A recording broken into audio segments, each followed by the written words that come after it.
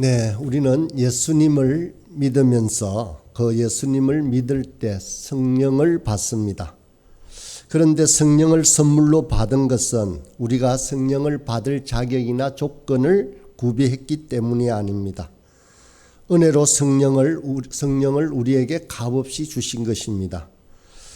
신구약 전체를 관통하여 일관적으로 한결같이 강조하는 진리가 사람의 행위가 아니라 믿음으로만 하나님과 바른 관계를 맺을 수 있다, 의롭게 될 수 있다라는 사실입니다. 이 진리를 오늘 구약 성경을 인용하여서 오늘 본문 말씀이 지지하고 있습니다. 6절의 말씀에 이렇게 말씀하십니다. 아브라함이 하나님을 믿음에 그것을 그에게 의로 정하셨다 한가 같으니라. 창세기 15장에 나오는 말씀입니다. 아브라함이 하나님을 믿었다라고 하는데 하나님의 어떤 말씀에 믿는 것인지 잠시 보겠습니다. 창세기 15장 5절에 보면 하나님이 아브라함에게 이렇게 말씀하십니다. 하늘을 우러러 무별을 셀 수 있나 보라. 내 자손이 이와 같으리라. 이 땅을 내게 주어 소유를 삼게 하려고 라고 말씀하셨습니다. 이 말씀 후에 6절의 말씀이 지금 본문 6절에 나오는 말씀과 같은 말씀입니다. 이때 아브라함은 사실 아직 자녀가 없었습니다. 그런데 아브라함이 이것을 믿을 때 하나님이 그를 보시며 어렵다 하셨습니다. 바로 이 사건이 창세기 15장에 나오는 중요한 사건입니다. 또 창세기 17장에 보면 아브라함의 나이 99세에 하나님이 할례를 행하도록 하셨습니다. 15장에서 아브라함이 어렵다 함을 받을 때 아브라함의 나이가 정확하게 몇 살인지는 알 수 없습니다만은 적어도 이 17장 99세가 되기 대략 한 20년 전이었습니다. 그때 아브라함이 어렵다 여김을 받고 할례는 20년 후에 받았다는 것입니다. 그리고 율법은 무려 400년 이상 더 있다가 주어졌습니다. 하나님께서 아브라함을 의롭다 여기고 아브라함이 하나님을 믿어 구원을 받게 된 이후 20년이 지나야 할례를 받게 되고 400년이 지나 율법이 나타나게 된 것입니다. 그런데 지금 이 갈라디아에 나타난 거짓 선생들은 구원을 받고 할례를 받고 율법을 지켜야 하나님과 바른 관계에 들어가는 것처럼 가르치고 있습니다. 아브라함은 할례를 받기 전에 또 율법을 지키기 전에도 하나님의 언약을 믿을 때 의롭다 여김을 받았다라고 오늘 본문 말씀을 전하고 있습니다. 본문의 7절을 이어서 보면 그런즉 믿음으로 말미암은 자들은 아브라함의 자손인 줄 알지어다라고 했습니다. 우리가 언약 백성이 되는 유일한 길은 할례를 받거나 율법을 지키는 것이 아니라는 것입니다. 오직 믿음으로 누구든지 하나님의 언약의 자손이 되는 것입니다. 민족이나 피부 색깔이나 직위나 직업이 중요한 것이 아닙니다. 본문 8절을 보면 우리를 더욱 한 걸음 더 다가가게 합니다. 8절입니다. 또 하나님이 이방을 믿음으로 말미암아 의로 정할 것을 성경이 미리 알고 먼저 아브라함에게 복음을 전하되 모든 이방인이 너로 말미암아 복을 받으리라 하였다 합니다.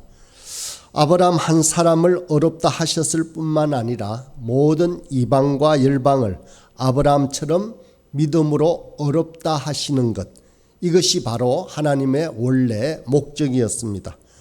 하나님은 아브라함을 부르시고 아브라함이 하나님을 믿을 때 어렵다 여기셨습니다. 그러면서 하나님은 아브라함과 그의 육신적 자손인 유대인에게만 이것이 해당한다라고 하지 않으셨습니다. 그래서 똑같은 방식으로 유대인 이방인들도 어렵다 함을 받도록 하나님은 의도하시고 아브라함을 부르셨다는 것입니다. 그래서 모든 이방인과 유대인도 누구든지 아브라함처럼 바르게 믿기만 하면 하나님이 받았던 복을 함께 받는 은혜를 누릴 수가 있는 것입니다. 대부분의 성도들은 예수를 믿고 죄가 용서되고 천국 간다라는 것을 믿습니다. 그런데 이상하게도 이 땅을 살면서 받는 복은 믿음으로 은혜로 된다고 생각하지 않습니다. 천국 가는 것이나 죄 용서 받는 것은 믿음으로 은혜로 되지만 이 땅에서 복을 받는 것은 좋은 일을 해야, 예쁜 짓을 해야 하나님이 주시는 것처럼 생각합니다. 그러나 이번 장의 본문은 믿음으로 은혜로 값없이 구원받을 뿐만 아니라 또 하나님과의 바른 관계를 통해서 모든 복을 받는다라고 말씀하십니다. 행위나 자격을 갖추고 하나님 앞에 복을 타낼 수 있는 사람은 아무도 없습니다. 또 혹자는 오해하기를 예수만 믿으면 어떻게 살아도 된다라고 생각합니다. 이것도 절대로 그렇지 않습니다. 우리는 이미 예수 그리스도 안에서 완전하게 하나님의 마음에 합한 자로 여김을 받고 모든 복을 받았습니다. 우리는 그리스도 안에 나타난 하나님의 은혜와 사랑을 아는 자들입니다. 그렇기 때문에 저와 여러분은 하나님을 사랑하는 마음으로 거룩하게 우리 자신을 지키고 내 이웃을 내 몸처럼 사랑하고 종이 되어 섬기는 자들입니다. 여러분, 구주가 세상에 오셔서 믿음으로 은혜로 어렵다 하는 생명의 길을 열어놓으셨습니다. 누구든지 그 진리를 믿는 자는 아브라함과 함께 복을 받습니다. 이것이 성경의 한결같은 정언입니다. 갈라디아서에서도 반복해서 이것을 강조하고 있습니다. 그런데 이런 복된 시절에도 여전히 어리석은 사람이 있습니다. 본문 10절의 말씀입니다. 무릇 율법 행위에 속한 자들은 저주 아래에 있나니 기록된 바 누구든지 율법책에 기록된 대로 모든 일을 항상 행하지 아니하는 자는 저주 아래에 있는 자라 하였음이라. 이 은혜의 시대에도 여전히 율법 아래에 있는 사람이 있다라는 것입니다. 하나님 앞에 스스로 자격과 조건을 구비해서 선한 행위를 가지고 공로를 쌓아 하나님 앞에 남다른 존재가 될 수 있다라고 생각하는 사람들이 있었습니다. 그러면서 하나님을 만족시킬 수 있다라고 착각하는 자들이라는 것입니다. 이들은 여전히 율법 아래 머물러 있는 자들입니다. 그래서 성경은 이들이 저주 아래 있다라고 말합니다. 율법의 요구를 행함으로 자격을 갖추고 행실을 바르게 하여 하나님을 만족시킬 수 있다는 생각은 사람을 저주와 심판과 형벌 아래 있게 한다는 것입니다. 어떤 종교는 사람의 일평생 행한 선과 악의 무게에 따라 천국과 지옥으로 갈 운명이 결정된다라고 말합니다. 대부분의 사람들이 또 막연히 그런 생각을 가지고 있습니다. 만약 그렇다면 어느 누구도 지옥의 저주와 형벌을 피할 수 없을 것입니다. 그것이 성경의 선언입니다. 방금 읽은 10절 하반절에 보면 이렇게 말하고 있습니다. 누구든지 율법책에 기록된 대로 모든 일을 항상 행하지 아니하는 자는 저주 아래 있는 자라고 했기 때문입니다. 율법은 우리가 자격을 갖추고 행위와 공로를 쌓아서 하나님과 바른 관계를 가지라고 요구합니다. 그런데 완전히 율법을 지킬 수 있는 자, 모든 시간, 장소에서 율법을 완전히 지킬 수 있는 자는 없다라고 하는 것이 오늘 본문 말씀입니다. 그러나 율법 앞에 서면 자격 없는 자가 은혜로 값없이 구원을 얻었다는 사실을 더 많이 알게 됩니다. 어머니의 모태로부터 죄를 가지고 태어난 인생들은 율법을 항상 어디서나 지키는 것이 불가능합니다. 어쩌다가 한두 가지는 지킬 수 있습니다. 하나님의 은혜와 특별한 도우심을 경험할 때 말씀을 지키고 율법을 행할 수는 있습니다. 그러나 언제나 항상 모든 것을 완전하게 지킬 수 있는 사람은 없습니다. 그래서 율법 아래 있는 자들은 끝없이 정죄 아래 심판과 저주 아래 머물게 된다는 것입니다. 이제 11절의 말씀입니다. 또 하나님 앞에서 아무도 율법으로 말미암아 어렵게 되지 못할 것이 분명하니 이는 의인은 믿음으로 살리라 하였습니다.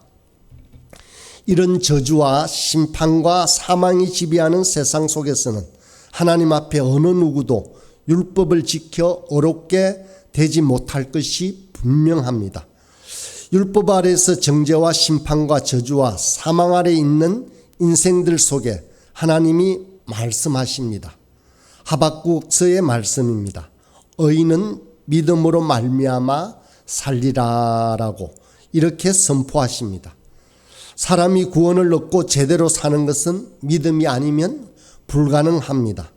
누구든지 율법이나 행위 아래 머물러 있으면 저주와 심판의 길을 피할 수 없습니다.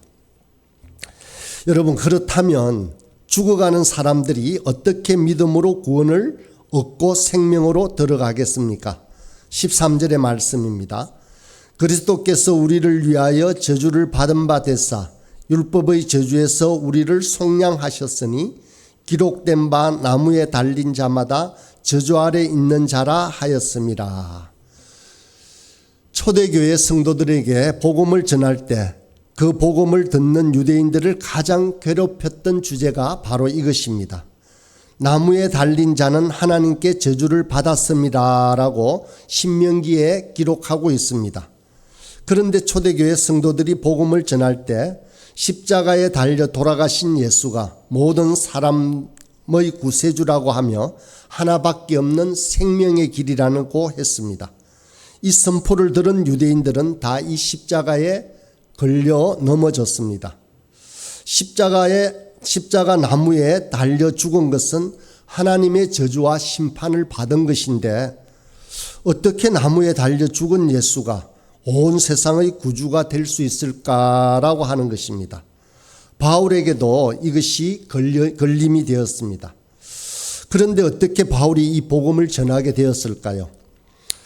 사도 바울은 다메섹 도상에서 예수님을 만나면서 깨달았습니다. 예수님이 십자가에 달려 저주를 받았지만 예수님이 자신의 허물과 자신의 죄 때문에 아니고 우리의 죄와 허물 때문에 저주를 대신 받고 십자가에 달려 돌아가신 사실을 깨달은 것입니다. 이것을 깨닫고 믿게 된 것입니다. 그래서 14절에 보면 예수님께서 우리를 대신하여 저주를 받으심으로 우리를 속량하셨다고 했습니다. 이 속량이라는 단어가 복음을 전하는 핵심적인 단어입니다. 속량이라는 말은 값을 지불하고 자유롭게 한다라는 뜻입니다. 노예나 종에게 몸값을 완전히 지불하여서 더 이상 종으로 잡아둘 수 없고 자유롭게 놓아주는 것이 바로 속량이라는 단어입니다. 수많은 저주를 다 예수님께서 우리 대신 받으심으로 값을 지불하시고 우리를 자유케 하신 것이라는 것입니다. 다시는 행위를 의지하여 정죄 아래로 떨어지는 법이 없도록 생명의 길을 열어놓으신 것이 바로 예수님의 공로이자 예수님의 바로 십자가 사건입니다. 사랑하는 여러분, 아직도 이 시대에는 여전히 율법 아래에 머물러 있는 자들이 있습니다. 그렇지만 우리 속에는 어떤 자격과 공로가 없지만 예수님께서 우리를 위하여 대신 죽으심으로 저와 여러분에게 생명의 길을 열어주셨습니다. 주님의 이 귀한 복음을 묵상하면서 우리 가슴에 회복되는 은혜가 이 아침에도 저와 여러분에게 있길 간절히 소원합니다.